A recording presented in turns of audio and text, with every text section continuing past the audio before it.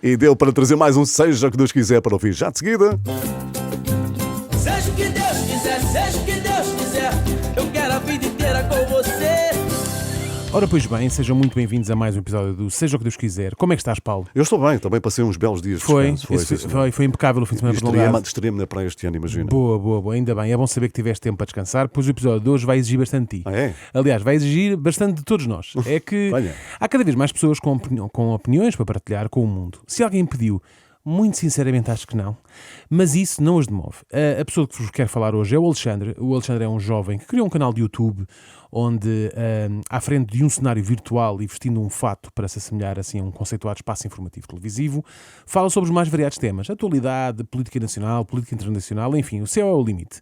O Alexandre acaba por contrariar aquelas pessoas que dizem que as novas gerações são irresponsáveis, que não se interessam pelos problemas da sociedade, que só querem álcool e sair à noite. Agora, eu ouvi, de facto, alguns dos conteúdos do Alexandre e, sinceramente, prefiro de longe os jovens irresponsáveis que não se interessam pelos problemas da sociedade e que só querem álcool e sair à noite. Homens que são tão violentos ao ponto de esfaquearem a sua namorada 150 vezes são pessoas que são constantemente violentos. São pessoas que, nota-se, dá para ver em tudo o que eles fazem, com qualquer pessoa com que falam, são violentos e agressivos. São pessoas que dá para ver que tipo de pessoa são antes de começarem a esfaquear-te. O Alexandre aqui entra a matar, literalmente, não é? Este comentário do Alexandre é relativo àquele recente caso de uma mulher que foi esfaqueada 150 vezes por um homem que conheceu no Tinder e, segundo ele, a pessoa que foi esfaqueada foi burra. Porque o tipo de pessoas capaz de cometer tal crime dá logo para ver que o vai fazer, não é? Porque são pessoas que já são violentas por natureza. Contrariando assim as centenas, diria mesmo milhares de pessoas que testemunham outros crimes e, quando lhes é pedido para descrever o criminoso, se referem a ele como uma pessoa normal, discreta, educada, amigo do seu amigo. Só que para o Alexandre, o maior burro, ou neste caso burra, é aquele que não quer ver. Porque estava na cara, a dele, da pessoa que esfaqueou, não é? Aliás, era tão óbvio que o Alexandre até aposta que a vítima do esfaqueamento até gostou. Eu aposto 1000 euros que aquele homem era violento e mostrou-se vezes e vezes sem conta que era violento e a mulher simplesmente ignorou ou até gostou. É verdade, infelizmente. As mulheres, a esmagadora maioria delas, até gosta de homens violentos. Está a valer 1000 euros, malta. 1000 euros. Como toda a gente sabe, as mulheres gostam de homens violentos. Então não, isto é tão claro como a água. No outro dia, por exemplo, não sei se lembras desta história que eu até já tinha contado ao Paulo.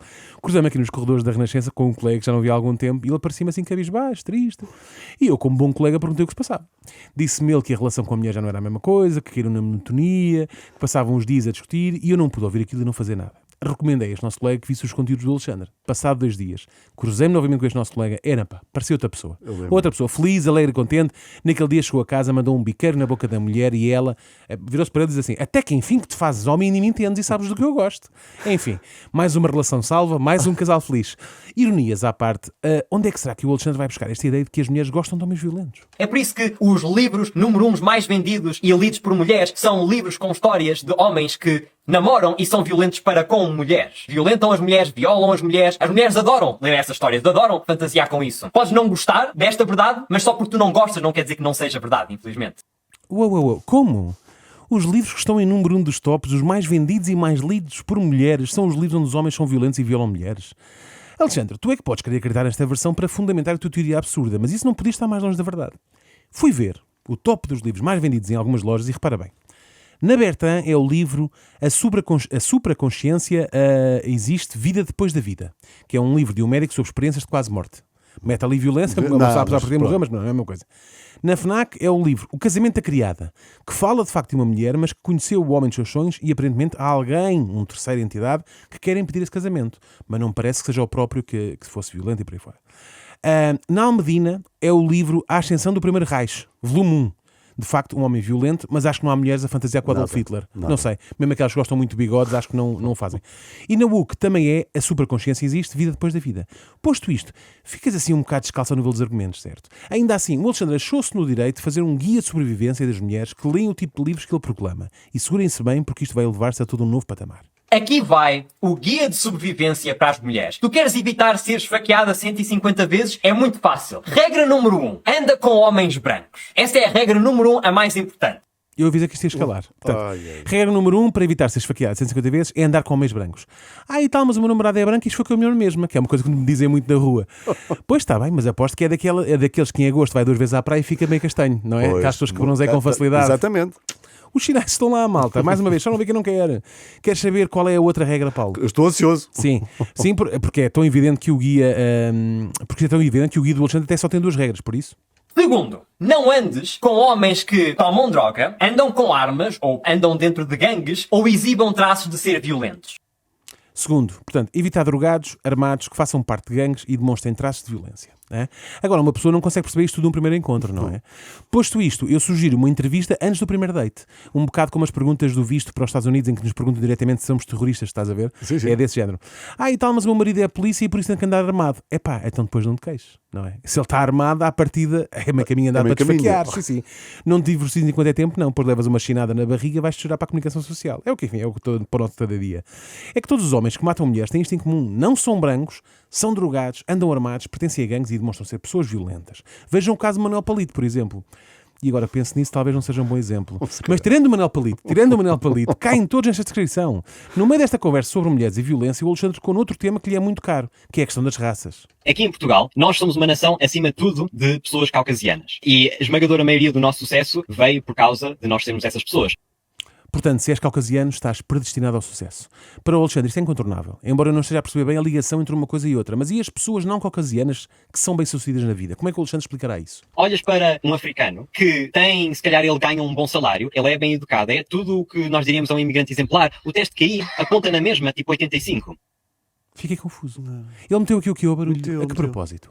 Uma pessoa com 80 QI literalmente não tem inteligência suficiente, e estudos já foram feitos sobre isto, não estou a falar de nada, em que tu falas sobre o passado e falas sobre o futuro, normalmente isto é tipo com criminosos que têm uma média QI mais baixa. Ele é literalmente demasiado burro para perceber o que é que o futuro quer dizer. Ele vive no presente, o seu cérebro tem capacidade suficiente para perceber o que é que está a passar agora, mais nada. E aí está o problema, quando nós temos pessoas com 80 QI ou 85 na nossa sociedade, e eles literalmente não conseguem compreender o contexto do que é o futuro e as consequências das suas ações, depois tu vês que as nossas prisões estão cheias dessas pessoas. Claro. Não é claro, porque os não caucasianos são burros, não é? Nunca passam ali os 85 de QI. E por isso é que depois viram criminosos e as nossas prisões estão lotadas, não é? E ele cita estudos, e tudo para corroborar a sua teoria. Ainda que não diga quais, mas fica sempre bem dizer que há um estudo que diz. Mas também há caucasianos burros com baixo QI, ou estou enganado. Como é que o Alexandre resolveria isso? Tu faria então com a imigração? Pegava a malta que tem que ir abaixo de 90 e rua, é isso? Não, porque esta é a nação dos portugueses. E eu posso não gostar das pessoas burras porque eu sou uma pessoa muito inteligente, não é? Mas a responsabilidade do Estado português de tratar do seu povo, quer sejam inteligentes, quer sejam burros. Isso quer dizer que é a responsabilidade dos outros governos tratarem dos seus povos.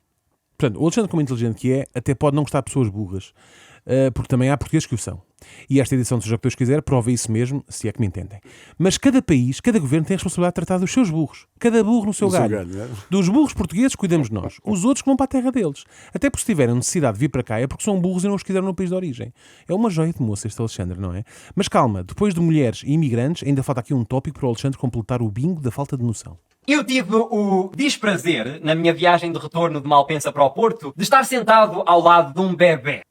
Já estão a ver, não é? Oi. Claro que faltava falar de crianças. No meio disto tudo, eu imagino como será um dia do Alexandre, assim rodeado daqueles de quem mais gosta e com quem se identifica, tipo ninguém. Mas vamos lá saber mais sobre este voo. Está um bebê, aos berros, a chorar, a gritar, no meio de um avião com tipo 200 outras pessoas. Está um bocadinho incomodativo. E imagina, eu entro no avião com uma grande coluna, tipo a brasileiro. Coluna a brasileiro. Eu conhecia o churrasco à brasileira, que aprecio bastante até. Agora, coluna nunca tinha ouvido falar. E desde quando é que colunas com musical têm um exclusivo de uma nacionalidade? Mas seja como for, estamos mesmo a comprar um bebê a chorar com uma coluna com música aos berros. A sério? Eu estou a esbanjar uma música do c*** aos berros, uma música de merda qualquer, a incomodar toda a gente. Se eu fizesse isso, vinha o staff do avião ou do aeroporto dizer: senhor, você precisa de desligar essa coluna. Nós não vamos deixá-lo ter essa coluna aos berros a incomodar toda a gente. Faz todo o sentido. Mas se vem uma mulher com um bebê ao colo a fazer exatamente o mesmo tipo de incómodo, aí não há problema. Vai incomodar 200 pessoas do avião. Está à vontade, minha senhora. Para ser o mesmo nível de incómodo, o bebê tinha que vir com uma coluna também às costas, não é? Mas pronto. Mas para quem alega ser assim tão inteligente, surpreende que o Alexandre não saiba que, ao contrário da coluna, um bebê não dá para desligar. Não é? Não tem lá um botãozinho on e off. Mas ele fez esta comparação. Fez esta comparação, sim. Agora, resta saber o que é que ele sugere para resolver isto. Que o bebê vá no porão juntamente com as malas, que vai em cima do desjadilho do avião, assim com umas cordas para o amarrar. Também não queremos que o bebê vá por aí fora, não é? Que se faça um mata-leão à criança para ela perder os sentidos, para que o Alexandre possa fazer uma viagem descansado, ou que a mãe e o bebê vão a pé. Quer dizer, eu pessoalmente fazia a viagem na boa, sentado ao lado do bebê a chorar. O que realmente me chocaria era ter de fazer uma viagem sentado ao lado do Alexandre. Porque uma pessoa sabe lá se esta inteligência dele é contagiosa. Mas isto sou eu. Porquê é que nós permitimos isto? Nós vamos estragar a experiência de 200 pessoas porque uma mãe egoísta não consegue controlar o seu bebê? Devia haver tipo uma multa de 10.000 euros que se tu trazes um bebê e ele começa aos berros e não o consegues controlar, tu tens de pagar. Isso iria desincentivar as mães de estarem a trazer a porcaria dos bebés para o avião. Que ridículo. A porcaria dos Porcaria bebés. dos A bebés. porcaria dos bebés, é verdade. Assinatura. Pois é verdade, sim, sim. Já agora, Alexandre, e quanto é que seria a multa para os pais que trouxeram ao mundo um indivíduo que vem para a internet dizer as maiores barbaridades que se lembra? Bem, também não precisas responder, está bem? Até amanhã e seja o que Deus quiser. Seja o que Deus quiser, disponível em rr.pt, nas plataformas habituais de podcast e também no YouTube. Seja o que Deus Daniel, até quiser, amanhã. seja o Até que amanhã. Deus quiser. Eu quero a vida inteira com